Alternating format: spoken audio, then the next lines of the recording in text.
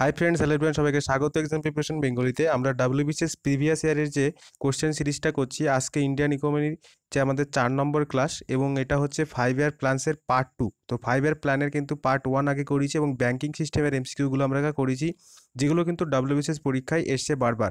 এবং এই যারা অন্যান্য পরীক্ষার জন্য প্রিপারেশন নিচ্ছ, ডাব্লিউবিপিএসসি, ডাব্লিউবিপিএসআই বা ডাব্লিউবি কনস্টেবল, এছাড়া তুমি বলতে পারো ডাব্লিউবি যারা এক্সাইজ কনস্টেবলের পরীক্ষা দেবে মেন কদিন পরে তাদের জন্য, এছাড়াও এসএসসি রেল, সমস্ত পরীক্ষার জন্য কিন্তু এই প্রশ্নগুলো অত্যন্ত গুরুত্বপূর্ণ। তো শুরু করছি আজকের প্রথম প্রশ্ন দিয়ে।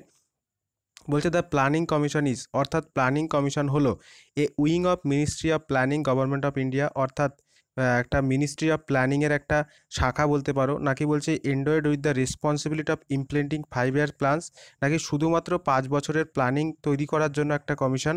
An advisory body, a development of the ministry of finance.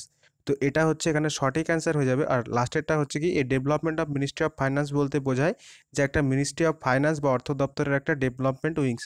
তো তোমরা এখানে সঠিক অ্যান্সার যেটা হবে সেটা হচ্ছে অ্যান অ্যাডভাইজরি বডি, অর্থাৎ এটা হচ্ছে একটা তোমাদের অ্যাডভাইজরি বডি যা কিন্তু সমস্ত বিষয়ে অ্যাডভাইস করে, এবং এটা কিন্তু কনস্টিটিউশনাল কোনো বডি নয়। কনস্টিটিউশনে কিন্তু এর কোনো উল্লেখ নেই, এবং কনস্টিটিউশনে উল্লেখ না থাকা এটাকে বলা হয় statutory body.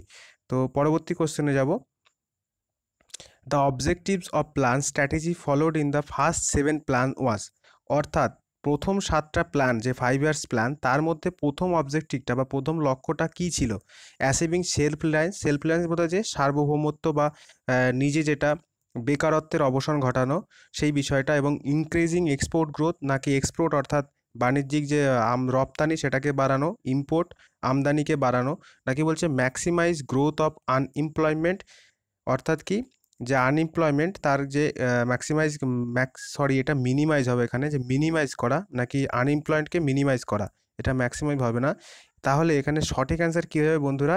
Achieving self reliance হচ্ছে প্রথম আমাদের যে 7টা প্ল্যান সেটার কিন্তু মূল লক্ষ্য ছিল, যে আগে স্বাবলম্বী হওয়ার যে একটা লক্ষ্য। পরবর্তী question, who finally approve the draft 5 year plan, অর্থাৎ কে মূলত শেষ পর্যন্ত প্রধান যে ফাইনালি অ্যাপ্রুভ হয় 5 ইয়ার প্ল্যান, সেটা কে করে থাকে? পার্লামেন্ট অ্যান্ড স্টেট লেজিসলেচার, মানে ভারতের যে আইনসভা আছে এবং স্টেট লেজিসলেচার বা বিধানসভা যে কোনো রাজ্যের, নাকি ন্যাশনাল ডেভেলপমেন্ট কাউন্সিল, আর নাকি প্ল্যানিং কমিশন, নাকি দ্য প্রেসিডেন্ট অফ ইন্ডিয়া। তো সঠিক অ্যান্সার এখান থেকে হয়ে যাবে তোমাদের option B, national development council of India. বন্ধুরা দেখতেই পাচ্ছ এই কোশ্চেনটাই কিন্তু ডাব্লিউবিসিএসের দুবার রিপিট হয়ে গেছে প্রিলিমিনারিতে, এবং অন্যান্য পরীক্ষায় কিন্তু বারবার এই প্রশ্নটা এসছে। এবং ন্যাশনাল ডেভেলপমেন্ট কাউন্সিল তোমাদের কত সালে প্রতিষ্ঠিত হয় আমি কালকে বলে দিয়েছিলাম, সেটা তোমরা অবশ্যই যারা যারা ভিডিওটি দেখছো তারা অবশ্যই জানলে কমেন্ট করে নিচে জানাবে। পরবর্তী question, after which year plan, অর্থাৎ কোন 5 year after which 5 year plan, কোন 5 ইয়ার প্ল্যানের পর planning had to B give a short holiday, অর্থাৎ প্ল্যানিং কমিশনের একটা হলিডে বা একটা ছুটি হয়। সেটা বলছে 6 year plan, second 5 year plan, third 5 year plan, fourth 5 year plan. তো প্ল্যান হলিডে যেটা হয়েছিল সেটা তোমাদের কালকে আমি করিয়েছি, আর কালকে যারা ক্লাসটা দেখেছো তারা অবশ্যই অ্যান্সার দিতে পারবে এটার। তো তোমরা যারা দেখছো ভিডিওটি অবশ্যই জানতে পারছো অ্যান্সারটা কি, অর্থাৎ অপশন হচ্ছে third 5 year plan, option C সঠিক অ্যান্সার। কারণ থার্ড 5 ইয়ার প্ল্যান আমাদের শেষ হয় কত সালে? 1966 সালে।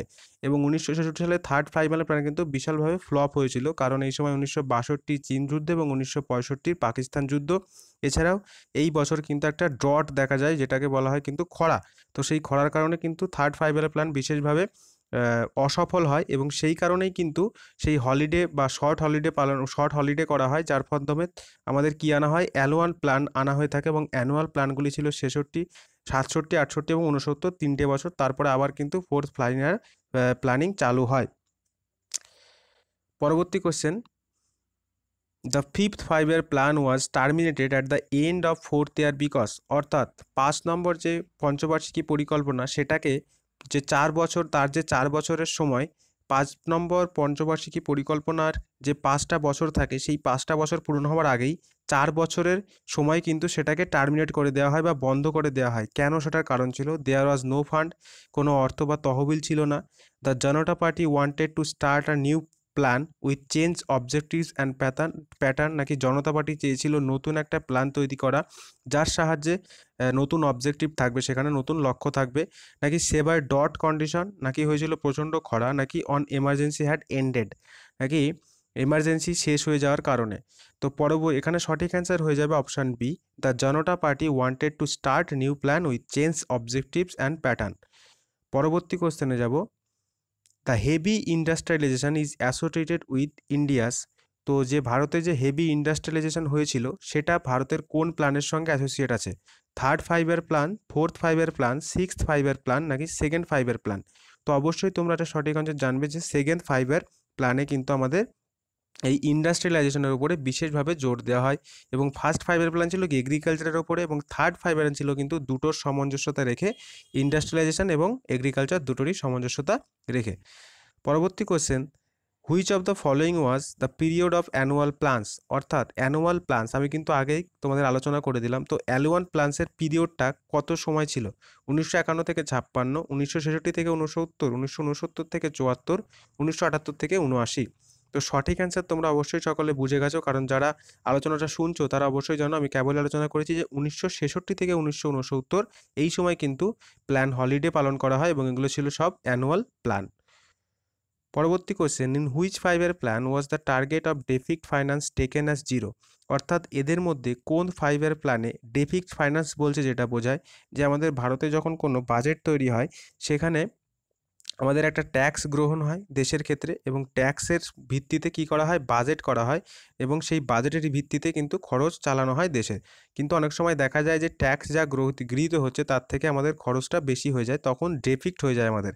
তো কোন 5 ইয়ার প্ল্যানে এই ডেফিক্টটা জিরো ছিল, বা এই যে আমাদের আর্থিক যে ঋণটা থেকে যায় সেটা ডেফিক্টটা জিরো ছিল? First plan, third plan, seventh plan, ninth plan? তো সঠিক অ্যান্সার হয়ে যাবে এখানে অপশান ডি, নাইন্থ প্ল্যান। পরবর্তী question, which one out of the following is not objectives of Indian planning? অর্থাৎ এর মধ্যে কোনটা ইন্ডিয়ান প্ল্যানিংয়ের উদ্দেশ্য নয়? Industrialise growth, population growth, self reliance, productive employment generation? তো এদের মধ্যে কোনটা তোমাদের সঠিক আমাদের প্ল্যানিং কমিশনের অবজেক্টিভ নয়? Population growth. অর্থাৎ কোনো সময় কিন্তু আমাদের প্ল্যানিং কমিশন চায়নি যে আমাদের দেশের পপুলেশন বাড়ুক বা পপুলেশন বাড়ানোর জন্য চেষ্টা করা। তো অপশান বি হয়ে যাচ্ছে সঠিক অ্যান্সার। পরবর্তী question, the planning commission formed in the year? অর্থাৎ প্ল্যানিং কমিশন কত সালে তৈরি হয়? 1947, 1948, 1949, 1950? সঠিক অ্যান্সার তোমাদের এখান থেকে হয়ে যাবে 1950, এবং এটা হয়েছিল কত? 1950-এর 15ই মার্চ, এবং প্রথম চেয়ারম্যান কে ছিল? জওহরলাল নেহেরু। পরবর্তী question, formation of planning commission is mentioned in the article of the constitution? অর্থাৎ প্ল্যানিং কমিশন কততম আর্টিকেলে আমাদের কনস্টিটিউশনে বলা হয়েছে প্ল্যানিং কমিশন সম্পর্কে? 196, 308, 360, নান অফ দ্য অ্যাবভ? তো সঠিক অ্যান্সার তোমরা অবশ্যই জেনে থাকবে, কারণ আমি আলোচনা করেছি যে প্ল্যানিং কমিশনে কিন্তু কোনো কনস্টিটিউশনাল বডি নয়। অর্থাৎ কনস্টিটিউশনাল বডি যদি না হয়, সাংবিধানিক কোনো যদি বডি না হয়, তাহলে তার কোনো আর্টিকেলও থাকা উচিত নয়। তাহলে এখানে সঠিক অ্যান্সার হয়ে যাবে option D, none of the above. পরবর্তী question, first 5 year plan begins in the year? অর্থাৎ প্রথম পঞ্চবার্ষিকী পরিকল্পনা কত সালে শুরু হয়? 1948, 49, 50, নাকি 51? সঠিক অ্যান্সার হয়ে যাবে 1951। দেখতেই পাচ্ছ তোমরা 1950-এ কি হচ্ছে? প্ল্যানিং কমিশন ফরমেশন হচ্ছে, কিন্তু প্ল্যানিং শুরু হচ্ছে, যেটা প্ল্যানিং কমিশনের কার্যকাল শুরু হচ্ছে 51 থেকে 56 হচ্ছে প্রথম বছর। পরবর্তী কোশ্চেনে যাব, which of the following experience the fastest expansion during plan period of India? অর্থাৎ এদের মধ্যে কোনটা ভারতের প্ল্যানিং পিরিয়ডে অর্থাৎ পরিকল্পনার সময় সব থেকে বেশি এক্সপ্যানশন করেছে, বা সব থেকে বেশি বিস্তৃত হয়েছে, সব থেকে বেশি সমৃদ্ধি ঘটেছে, সেটা বলতে পারো? অপশান এ বলছে agriculture, option B industry, option C service, option D none of the above? তো সঠিক অ্যান্সার এখান থেকে হয়ে যাবে অপশান সি সার্ভিসেস। তোমরা অবশ্যই জানো সার্ভিসেস বা পরিষেবা কিন্তু বর্তমানে ভারতের জিডিপির সব থেকে বেশি পরিমাণ জিডিপিতে সহায়তা করে। বিজেপির প্রায় 60% কিন্তু এই পরিষেবা থেকেই আসে। তো এই সার্ভিসেসটাই কিন্তু ভারতের স্বাধীনতার পর থেকে সব থেকে বেশি ডেভেলপড করেছে। পরবর্তী question, whose name is associated with the formation planning strategy in second 5 year plan? অর্থাৎ দ্বিতীয় পঞ্চবার্ষিকী পরিকল্পনা যেটা তৈরি হয় সেটা কার নামের সঙ্গে জড়িত, বা কে দ্বিতীয় পঞ্চবার্ষিকী পরিকল্পনার সঙ্গে বিশেষভাবে জড়িত? মহাত্মা গান্ধী, জওহরলাল নেহেরু, পিসি মহলানবিশ, বি আর শেরয়? তো সঠিক অ্যান্সার হয়ে যাবে অপশান সি, পিসি মহানন ২০। তোমরা অবশ্যই জেনে থাকবে যে দ্বিতীয় যেটা আমাদের পঞ্চবার্ষিকী পরিকল্পনা সেটাকে কি বলা হয়ে থাকে? প্রশান্ত মহালস ২০ মডেল বলা হয়ে থাকে। কারণ এই মহালন ২০ কিন্তু এই যেটা দ্বিতীয় পঞ্চবার্ষিকী পরিকল্পনার ইন্ডাস্ট্রিয়ালাইজেশনের উপরে বিশেষভাবে গুরুত্বপূর্ণতা দেখিয়েছিলেন। পরবর্তী question, primary emphasis during second plan was laid on the development of, অর্থাৎ সেকেন্ড প্ল্যানে মুখ্যত কোন বিষয়টার উপরে বিশেষভাবে গুরুত্ব করা হয়?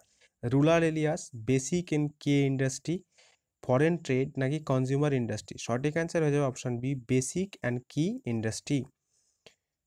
তো বন্ধুরা, আজকের 15টি কোশ্চেন আমরা আলোচনা করলাম এবং এরপরেও কিন্তু 5 ইয়ার প্ল্যান্সের আরও বেশ কিছু কোশ্চেন রয়েছে এবং ইকোনমির কোশ্চেনগুলো আমরা প্রিভিয়াস ইয়ার খুব তাড়াতাড়ি শেষ করার চেষ্টা করব। এবং এই ধরনের ক্লাস যদি তোমরা পেতে চাও, অবশ্যই তোমরা ভিডিওটি একটি লাইক এবং কমেন্ট করে জানাবে তোমাদের ভালো লাগলে। আর ভালো না লাগলে অবশ্যই তোমরা কিন্তু ডিসলাইক করেও জানাতে পারো। তো বন্ধুরা, সবাইকে ধন্যবাদ ভিডিওটি তোমরা দেখার জন্য। এবং আরেকটি সূক্ষ্ম বিষয় তোমাদেরকে বলি, আমাদের অন্য আরেকটি চ্যানেল অনলাইন গণিত শিক্ষা কিন্তু চালু হয়েছে, যেটিতে তোমরা ডেসক্রিপশন বক্সে তোমাদের লিঙ্ক দিয়ে দেবো এবং ফার্স্ট কমেন্টে সেখান থেকে তোমরা সেই চ্যানেলটি ভিজিট করতে পারো। সেখানে কিন্তু মূলত অঙ্কের ওপরে বিশেষ ক্লাস দেওয়া হয় প্রতিদিন এবং সায়েন্সের ওপরে। তো ধন্যবাদ সবাইকে।